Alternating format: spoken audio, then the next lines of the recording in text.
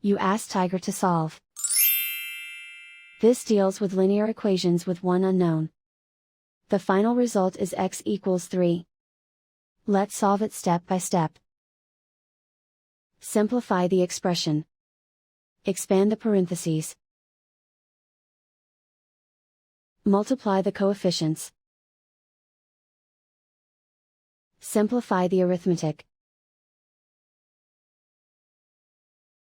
Group all constants on the right side of the equation. Add 12 to both sides. Simplify the arithmetic.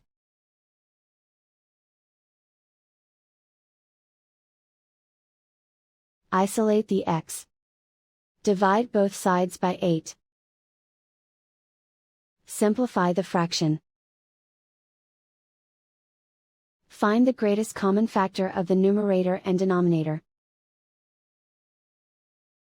Factor out and cancel the greatest common factor.